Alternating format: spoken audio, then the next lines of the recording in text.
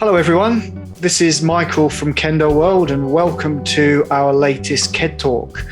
Today we're very happy to be joined by Giuseppe Piva from Italy, from Milan in Italy. Giuseppe is Renshi Rokudan in both Kendo and iaido. In addition to his Kendo studies and the iaido studies, he has his own business which deals in samurai armor, art, swords, and other types of Japanese art. He's also a member of the International Netsuke Society. Netsuke are small ornaments that are hung on kimono obis. And also he's a board member of the Japanese Armour Society. So Giuseppe, welcome to KED Talk. Thank you, Michael, for inviting me, and hello to everybody. Thanks very much for joining us. And I must say that out of all the guests that we've had on KED Talk so far, you have the most impressive background. Many other people have done the Zoom, like I'm using the background. Yeah, but you have the most stunning real background there. I got the real one, yes. So I think you've got everyone's attention right from the beginning. So as I mentioned in your introduction, that you're Renshi Rokudan in both Kendo and iaido, and Giuseppe was actually about to come to Japan to take Nanadan gradings, 7th Dan gradings in both of them, but then unfortunately Corona started, so getting into Japan at the moment is very difficult for any reason, never mind just doing Kendo. So during the whole Corona situation, COVID-19, how has your practice been? Well, firstly, about the iaido, I came train because every morning I train here in my gallery before opening. I have 1 hour as a keiko. It's because, iaido you can do by yourself. I use videos, I send videos to my sensei. And of course, with Kendo, that really depended on the dojo openings. We are training at school, so we have been locked for quite a few time. But then we reopened and things are going quite well. Not many people, but yes, we are now on a full schedule, on a normal training. Yeah, we had the same situation, well, for me in Japan, because the club that I'm a member of uses a junior high school dojo. And this was just after the summer when things got pretty bad here again.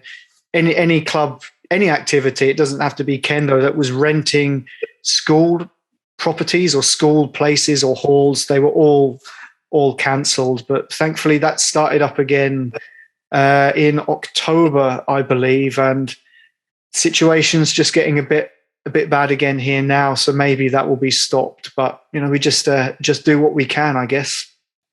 Yeah, we just cross our fingers and let's hope that the government decide not to lock down again. Yeah, let's hope not. So as I mentioned before, that you're Renshi Rokudan in both Kendo and iaido. So which came first for you? Was it Kendo first and then the iaido? So what I do now, I basically started together 30-some years ago. But before that, I had a iaido training for 1 year when I was like 17 or 18, but with a different school. So I started with iaido, then I stopped it. Then after 1 year stop, I started Kendo, and immediately iaido with the same teacher.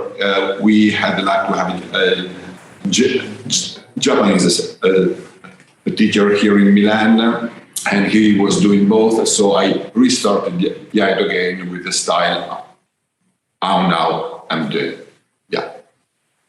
Okay, so you've been in both of them now for around 30 years? 33, 34 years. Yeah. Have you spent much time for Kendo and iaido, or both of them, training in Japan? Well, for my job, I used to come to Japan 3-4 times a year. I have a teacher for iaido. So when I come to Japan, I stay in his place with dojo for 3-4 days every time, so I can train every day with him for kendo and iaido, but basically for iaido. Then when I go to Kyoto, I try to practice every evening, normally at the budo.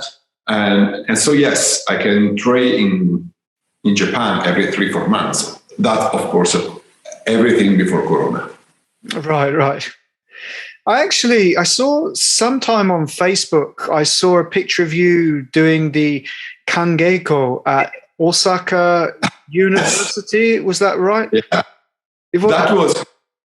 That was quite a few time ago. Yeah, I have some memories about that. I remember the frozen floor. That's a really famous kangeko experience. Yeah. I think is it 15 days, I believe, or if it's the whole thing. Yes, of course, I didn't do all of it. I did like 3 or 4 days. Luckily, I immediately started when I got to Japan, so I didn't have the jet lag, waking up at 4 o'clock. Right. But yeah, I remember I couldn't feel my feet. It was literally like walking on the ice. And when I was doing with lower grades, I could keep my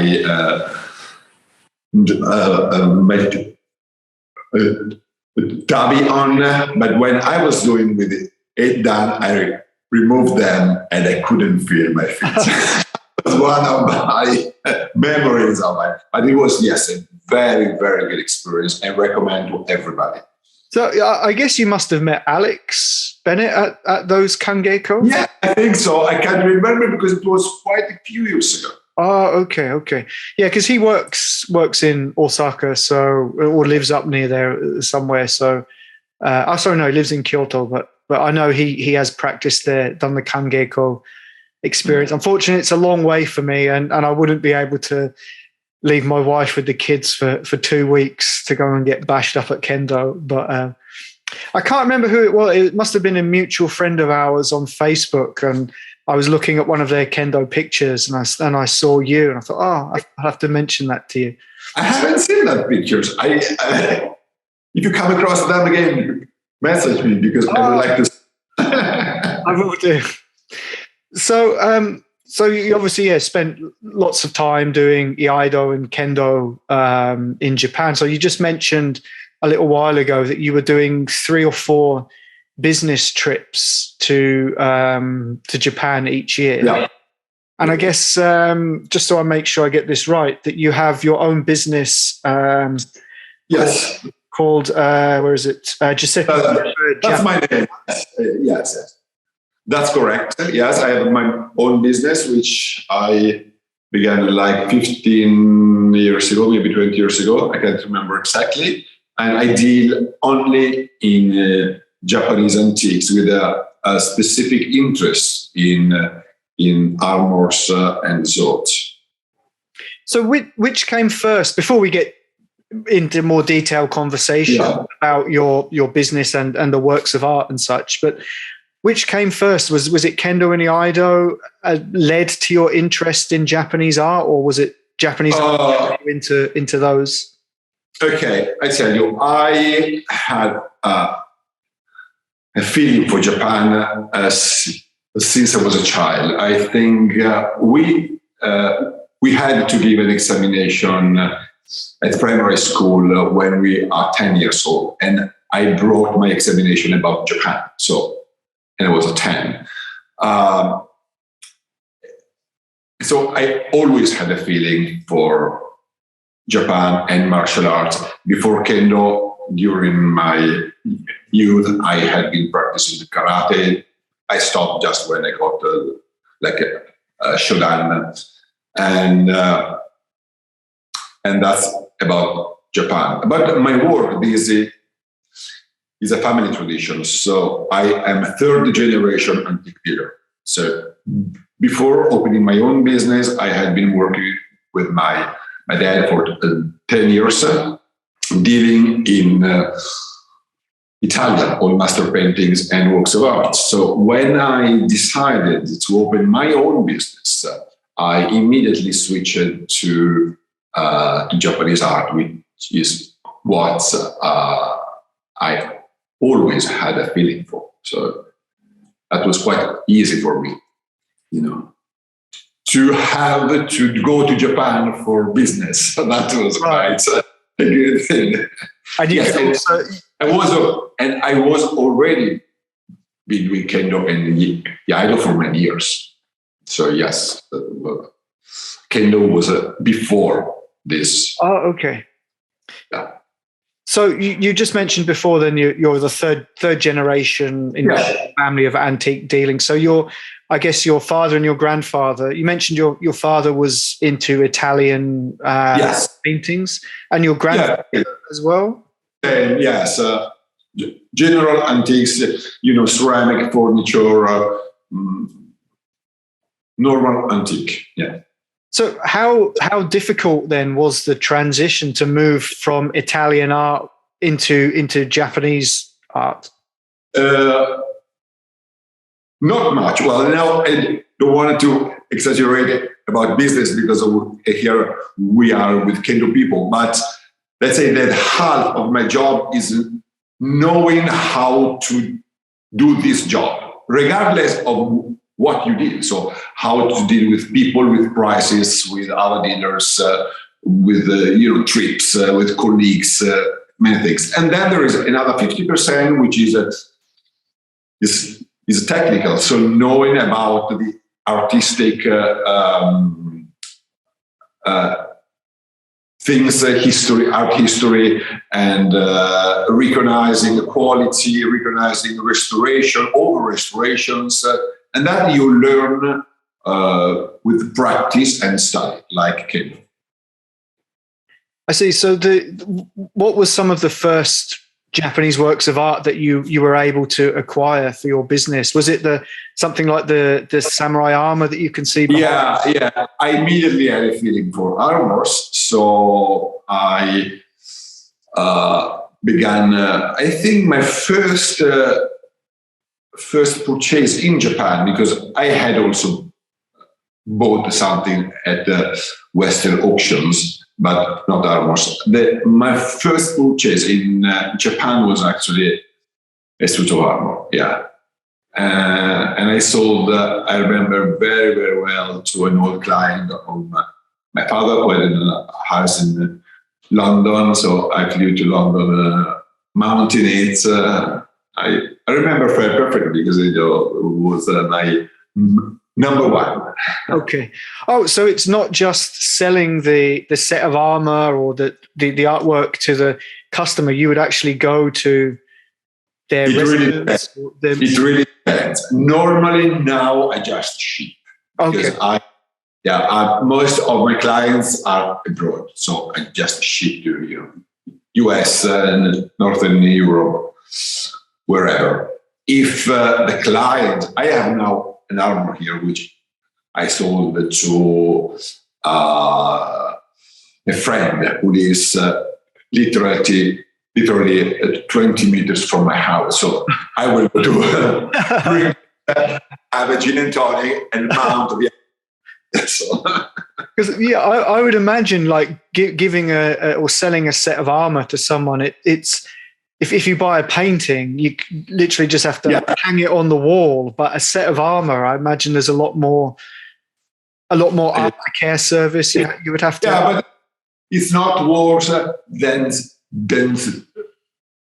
selling marble sculptures, which I always admire. Those who need 4 to 5 people to just move one piece. Right. That's easier. You can just bring it to and put it in your pocket, and you can travel the world with your whole collection. Right. So this set of armor that you've got at the moment just behind you, that is your own personal one, or that is something? No. It's one for sale. Yes, that's actually it's probably my latest acquisition. It's not even on my website. So So from what what period is this? This is a mid-Edo period. Most of the armor which are now on the market are mid to late Edo period, maybe early Edo period. It's very difficult to get pre-Edo armor because they were less used. During wars, only a few of the samurai was wearing a full suit of armor. Most were just having a do and not even a helmet. They were using a jigaza, which is like a hat, or having only maybe just a sunyate and kote. So the full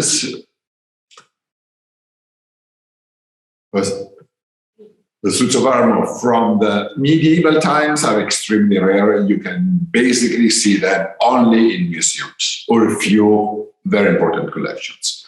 Momoyama period, so Muromachi and Momoyama period is where all the movies are, are set. So it's 100 years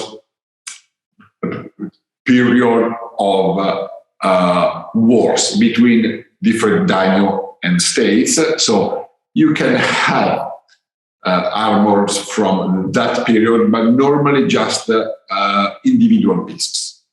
You can see full sets, but it's quite rare.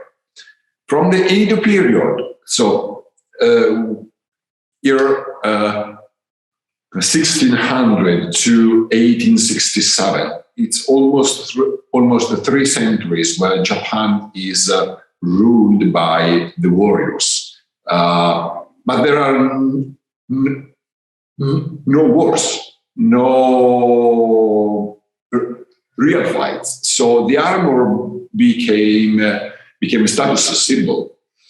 The more important was your clan, the richer you have to be dressed. So most of the impressive armors you also see now in the museum and collection are from the Edo period. And they were built as if you need to go for war. So you use iron, you use leather, you use all the normal and traditional technique, but they actually never have been into battle. So this set behind you here, this one wouldn't have been used in a battle. It's more because there were no battles in Japan. It was a very long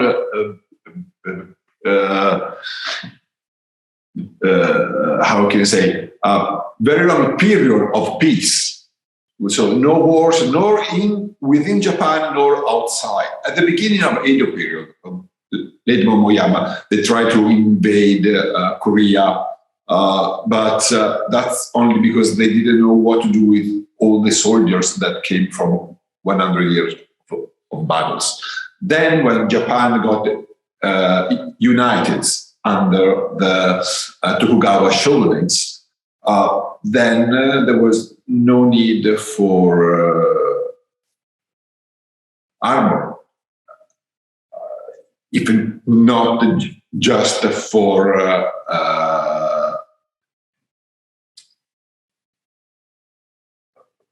official occasions. Okay. Like, there was actually there was a use in Japan for all the Edo period. It's called Sankin Gotai. And all the daimyo had to come to Edo, to Tokyo, once a year, and they had to do with the lavish parade. So everybody was forced to invest in armors and horses and everything. And that's where most of the good armors are from this kind of events. Right. So the set that's behind you now, are there any like special features to that set? Is there anything that's kind of different? Yes, actually, I picked up the set because the do is a flat iron do, which reminds of the do of the Kendo Bogu. Normally, on the do, you would see also all the silk lacing, and it would be made with individual plates, either small or large, horizontal. This one with a flat do is quite rare. It's called hotoke do, and I choose this because it reminds me, of course, the Kendo Bogu. Yeah, I was looking at that, and yeah, like you just mentioned, usually you would see the door made of many small plates that are stitched together, and lots of delicate embroidery designs. But this one, very plain, but very, very striking. I was just thinking, it really does look like a door that we would wear in Kendo. Yeah, there is a consideration that needs to be done, because it must be clear that during battles, swords were not that used. Okay, when the Japanese armor was invented, so we are talking a young period, like 1,000 years ago, it was like in Europe. So most of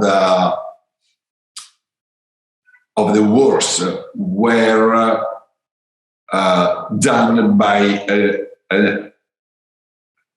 a few noblemen just quarrel in duels and not real armies. In that period, the main weapon was the bow. So they were just do. And that's when the Japanese armor was born. So if you see old armors or paintings depicting old samurais, they were always on a horse, and the armor was made to fit a horseman. Also, all the features were made to protect the warrior against arrows. So you would see the shoulder guards on medieval armors are much bigger, larger. So it's like if you wear a shield on your side. Right. Also, on the helmet, this is very typical of the Japanese armor. In no European helmet, you see these small ears, this small turtleneck. In medieval armor, it's huge, and it goes down near the face, and then it comes back. Then again, this was against arrows. Then when the war changes, you know how Japanese, they just keep tradition. So they didn't reinvent the armor, they just changed it a little bit. So the shoulder guard was shrinking. The tukigaeshi again shrinking. The groin protection, which was divided in only 4 parts, and you could not really walk it just for horse riding. Then it was split in 8 parts, so you can also walk with that. So the armor, as we know it, derives from the medieval armor that has been slightly changed during the centuries, but not that much. They were already using silk lacing and leather and iron scales. The helmet was basically of this shape. Yes, of course, there are variations, but not that much as it happens with the Europeans' military gears. I see. So, again, just talking about this armor that you've got behind. Yeah. Obviously, we've said that you've mentioned that the door is very, very similar. In one piece to a regular set of kendo armor. Are there other parts of that bogu that are kind of very closely related to kendo armor? Yes. Let's say that all the Kendo Bogu derives from the samurai armor. But again, we must realize that during a sword duel, you were not supposed to wear an armor. Otherwise, we wouldn't hit on men or kote, because that's where protection is. We do that so we don't harm our opponents, but in an actual duel, you would not hit on an armor. So there are old school who actually use swords or wakizashi on under the door or inside the throat, but it's not very popular because all sword schools and even those related to modern kendo was actually meant to be used without armor. So the Kendo Bogu, the Kendo armors, derives from the samurai armor, but originally were not related. Kendo and armor. This is just a modern thing that prevent us to be hit and suffer. So let's see how we can relate. First of all, the names of the various items are nearly similar. I mean, kote is kote also on a historical armor. What changed is that on an antique armor, you have the whole armor, which is kote, not only for. Okay. So the kote will come from your wrist up to the. This is the full sleeve, and included also the tenko.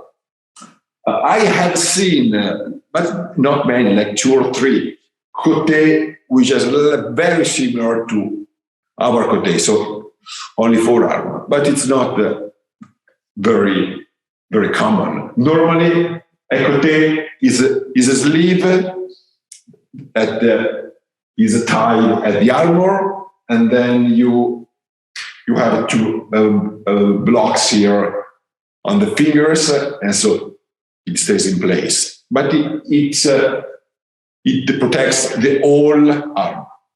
So that's what the main difference. So just a quick question then.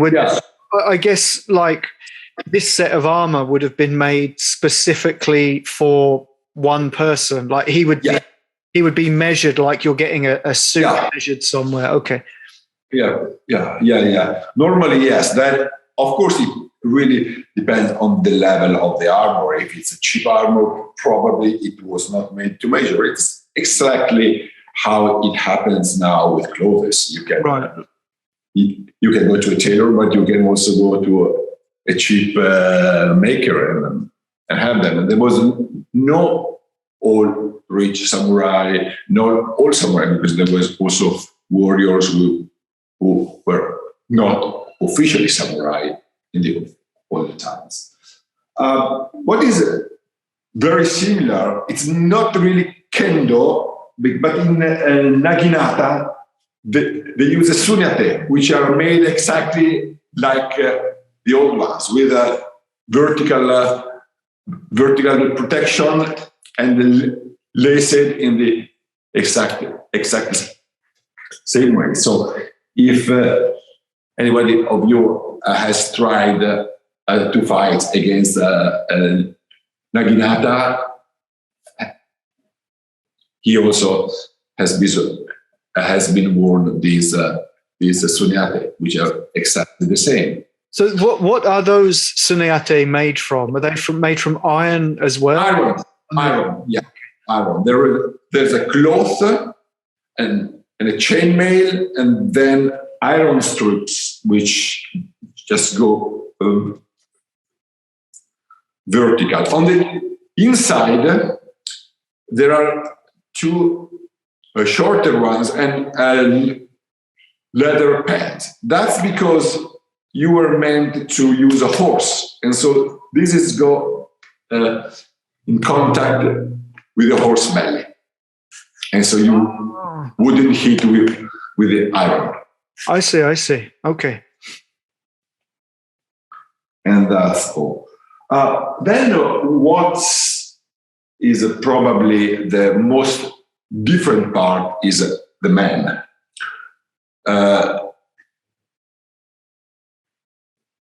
In Japanese,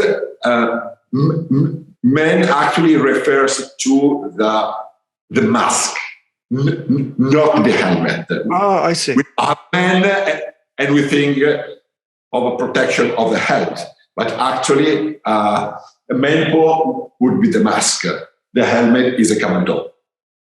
Of course, in Kendo we have only one item, which includes both protection from the face and where we are hit. There is a neck guard. It's called shikoro, and that's where our kendo, the main part derives from. And then attached at the mask, there is a throat protection much larger than ours, of course, but it's quite similar. What is very similar is the do. The do in this kind of armor is made in two parts, the front and the back. It's called iaido. So it's made in two pieces. And if we just remove the back and we use only the front one, it's very, very similar to our do. You see the shape of the naginata is very similar. Also, the construction, the mune is divided from the rest, as we have the embroiders and then we have the lacquers. One main difference is that, now you don't see it, but on the do there is attached, let me just put down my camera, this, which is where our dare derives from. But in this armor is always attached directly to the do. So this is one main difference. Okay. In Japanese armor, almost always is attached to the do, not as we wear it in Kendo. But that tare, it's attached to the do, but it still has the three odare and 3 or 4. Odare? Oh, okay. Yeah. You normally have a 3 on front and 4 on the back. And so it's very similar. Also, the dimension and how it looks is very similar. One thing that's very curious, that's in Kendo Bogu, if you use a toggle, is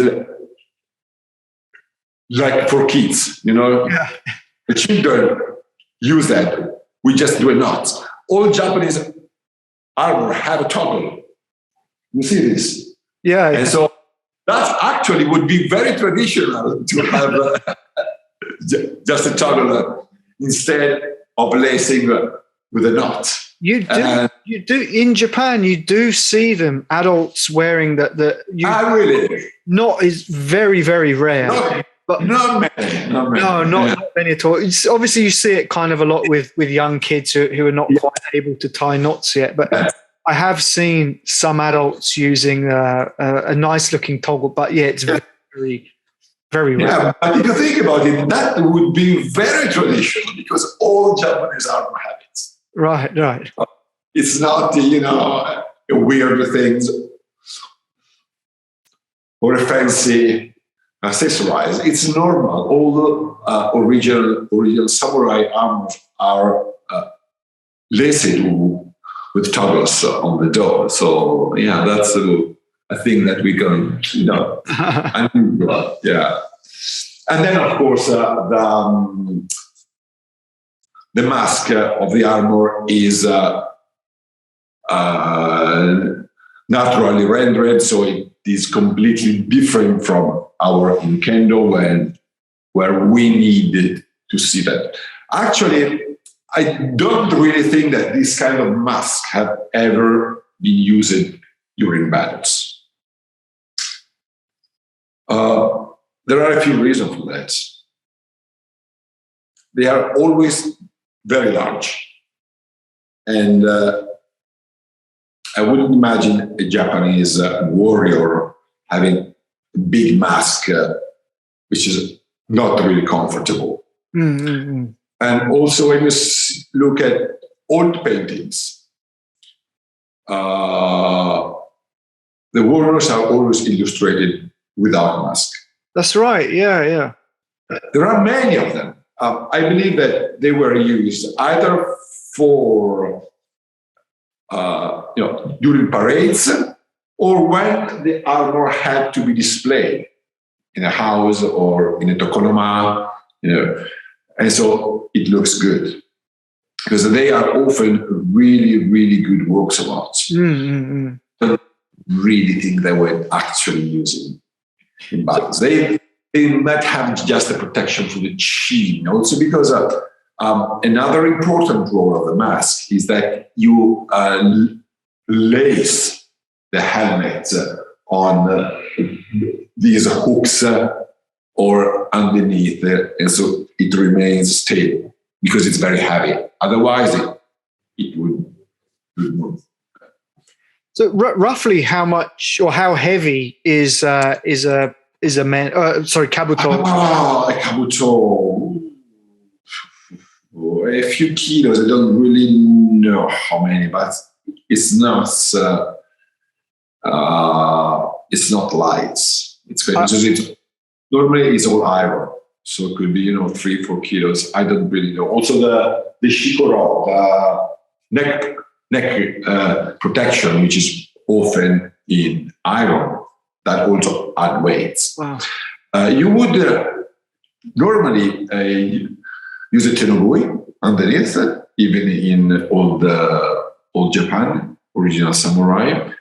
And then inside the helmet, there is a cloth hemisphere. And so your head is not directly in contact with the iron. So you would feel the weight, but it would be well distributed. Kind of suspended on top of yes, on top of your head. Okay. So roughly then the whole set, how many kilos would a? It could be like 15 kilos probably. Wow. Yeah, that's heavy. I've seen very, very heavy sets, and also I've seen light ones. Normally, the plates are both in iron or in hardened leather, bonded leather. Leather is a very strong material. It has always been used since the medieval times, and it's a lighter than iron. So the weight of the armor, since they always share the same kind of armor parts, the weight actually derives from how much iron and how much leather you have in your armor. If it's all iron, it will be extremely heavy. Normal parts like the kusazuri, the one that developed in Tare, that's normally leather, because otherwise it would be unstable. You're walking with all the iron around your legs. But I have seen iron ones as well. So it's really, it really depends. So is it also to do with like I suppose your vital organs, like to protect them more in iron, like your head and your torso? But yes, of course.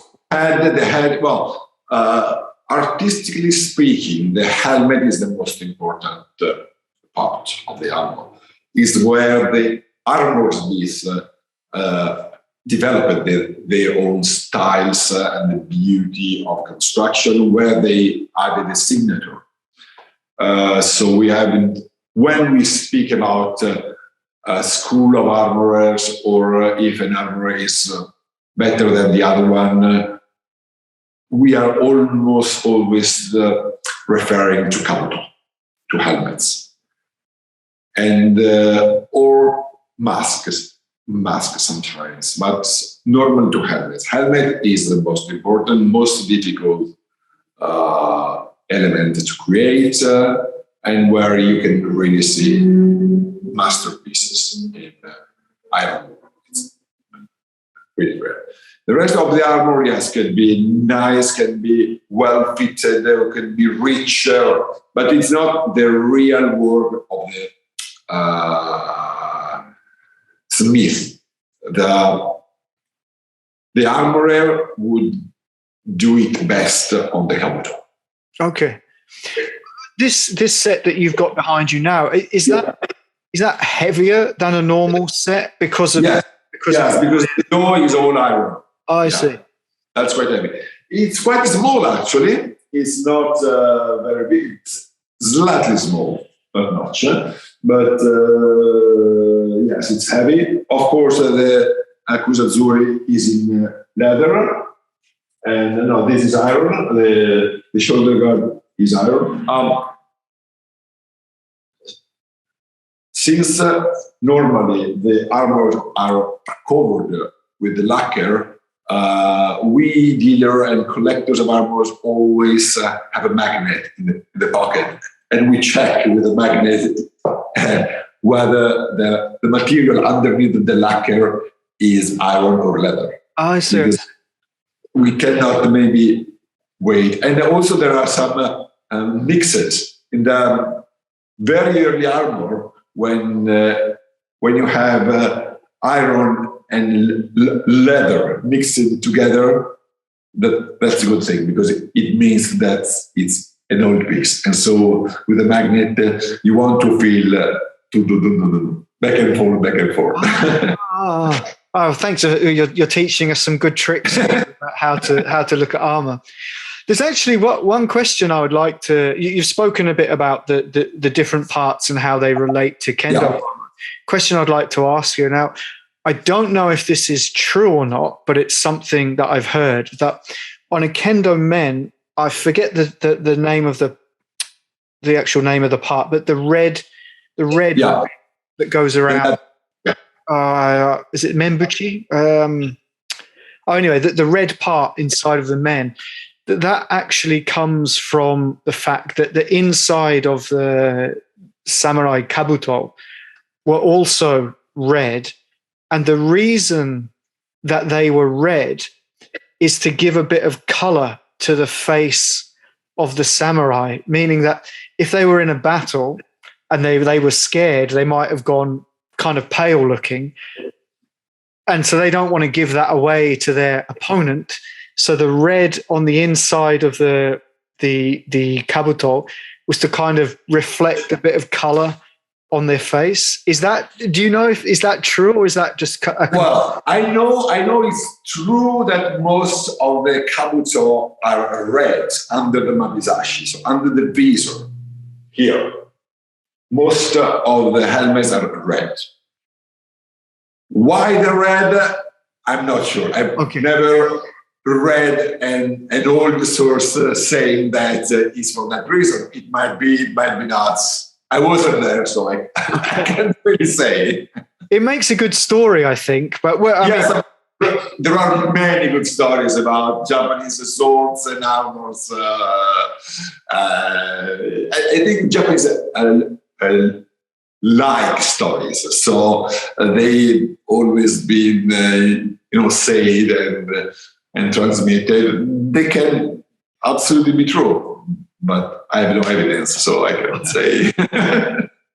So you've also, we mentioned earlier on that through your business that you deal in armor and also folding screens like the one you've got behind you, behind me, and the swords and other works of Japanese art. In your business, which is kind of the most popular type of artwork that people would buy from you? Well, from me, it's where I guided in my business, which is Armours and Armours. So that's the answer to your question. But it's not because there are more requests than other things. That's because where I am specializing. So not many of us now outside Japan. And on Armours, not even within Japan. In Japan, there are many Armour, many sword dealers, but not Armour dealers. Armour dealers are like 2 or 3 good ones. I mean, sword dealers you have maybe 100, and outside Japan only few. Armours, it's like a worldwide market where, at a good level, we are really, really few. And so, yeah. Why do you think that is, that the swords are more popular than armor? I mean, my guess would be that it's much easier to look after a sword than a set of armor. Actually, it's quite the opposite. It's very difficult to understand swords. The reason is historical. Swords in Japan have always been considered artworks. So 11th century, 12th century, a sword was not a weapon only. It was an artwork. And we have proofs of that. We have gifts. We have emperors who decided to give themselves to sword making. And I believe a sword is the first example in all mankind of abstract art.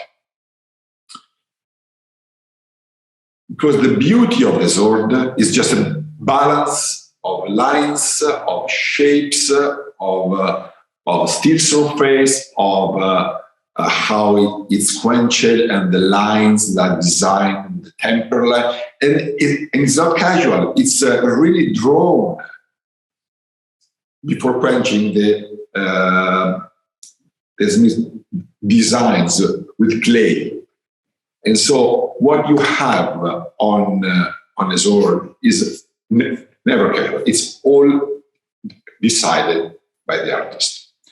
And in Japan, a sword has always been considered an artwork. So dealers and collectors were common during Edo period, the Meiji period, and even before. All important families have important swords. As for armors, it's quite recent.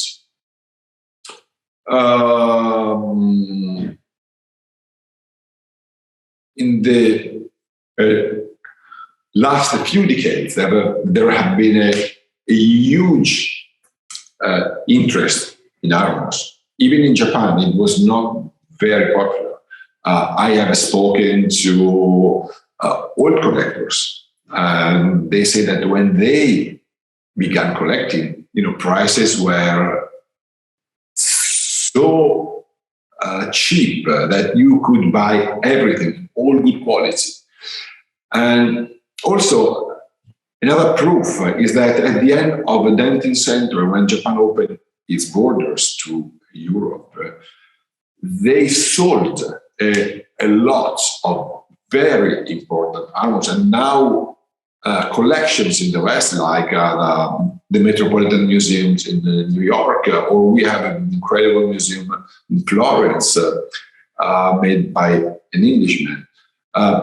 They bought very good items for very low prices because Japanese people were not really interested in armors. That did not happen with the swords. All important swords are in Japan.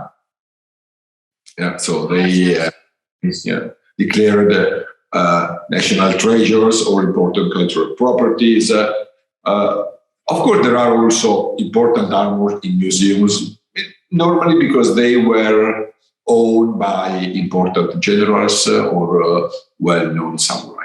Yeah. Okay, but that's as you mentioned, that's kind of changing a little bit now. Then with so absolutely. You're a board member of the Japanese Armour Society. So how long has that been going? Is that a kind of a fairly recent? Okay, so the Japanese Armour Society is the Western branch of the Japanese Armour Society. Oh, right. Okay. Okay, so it's strictly related. The Japanese Armour Society is quite old, not incredibly old, but it was more with a group of collectors and scholars of samurai armor. Then, as I say, the interest for Japanese armor in the last maybe 20, 30 years grew incredibly. And in these last few years, many of the most important collectors worldwide are outside Japan. Okay. So we created with other friends, mostly collectors, this Western branch of the Japanese Armour Society, which is a very, very good club of very good people.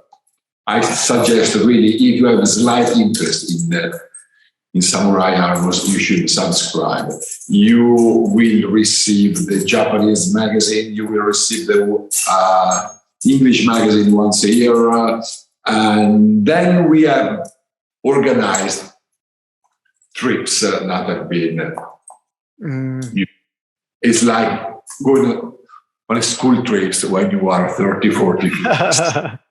So you can imagine a group like maybe 40, 50 people, everybody going together. We had the first one in Italy, in Florence, at the museum I was mentioning, the Stibert Museum.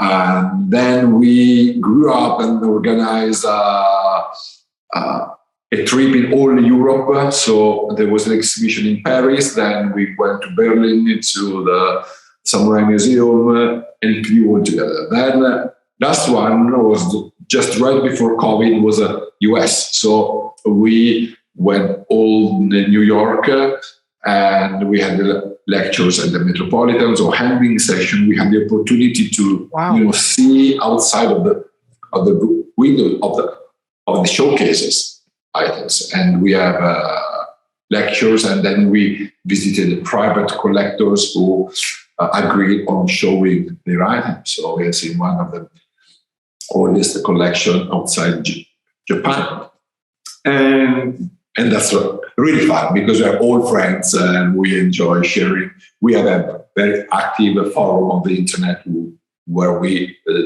discuss about artworks. So I recommend subscribing to that. So just for people that are listening to this, the name is the Japanese Armour Society, and exactly. their webpage address is japanesearmoursociety.com, and I'll put that down in the description below. Thank you. I have had a look at it before, and it's got some fantastic resources on there and great photography and great pictures and stuff. So also, I understand that you've written a couple of books on Japanese armour. Are they recent publications?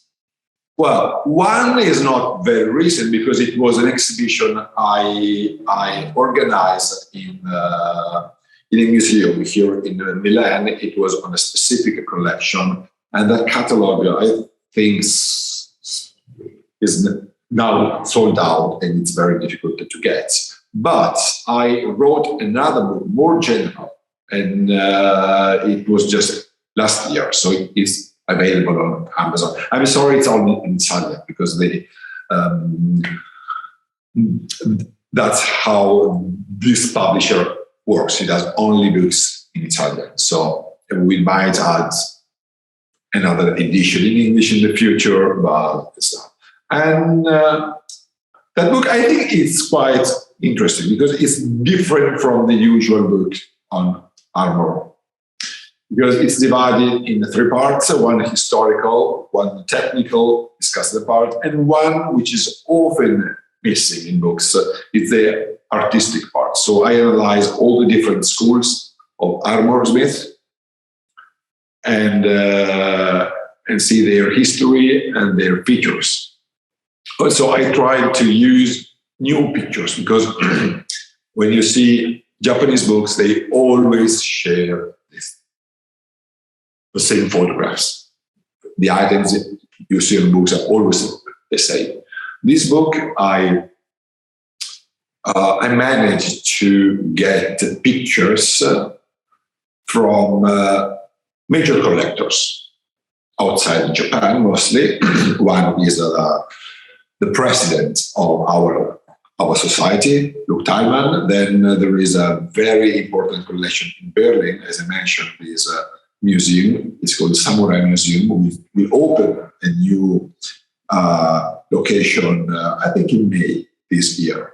And they have an incredible collection, incredible. And they were so kind to give me some pictures to use for my book for items which are very good level, but have never been published. And then, of course, other private collections. And I think that's a good thing. Even if you can't really understand Italian, you can just look at it. That would work. Okay, well, it's been we've been talking for almost an hour now. It's been a really fascinating talk. So for anyone listening, if you'd like to ask a question, please drop one in the comments now or in the chat function now. But if not, I think we've just mostly spoken today about Kendo Armour, but on Giuseppe's website, there's also lots of great information about folding screens that you can see behind him as well, and the swords and other items. And I'll put the website address for his business down in the comments. So if you've got some spare money and would like to make a purchase of some really fantastic works of art, I highly recommend looking at his website, and there's some great stuff on there. And what's been particularly interesting, I think, talking today is just from that set that you've set up behind you, just the real link that we can see between that and Kendo is really not that much of a different, and maybe the materials are a bit different, obviously, but very much. Really it's very, very similar to what we're wearing now, particularly on that set that you've shown us just with the iron doll. But it's really great, I think, to go back to something that's a few hundred years old and can relate to what we're doing at the moment. So it's been a really fascinating talk to hear about the different parts of the armor and your activities in general related to Japanese armor and also Japanese art. So Giuseppe, it's been a fantastic talk. Thanks very much. Thank you very much for inviting me, mate. It's been an absolute pleasure. It's fantastic. I really recommend, if you're watching this, to check out his website and also to check out the Japanese Armor Society homepage as well, which will have lots more information. So once again, Giuseppe, thank you very much. Thank you very much.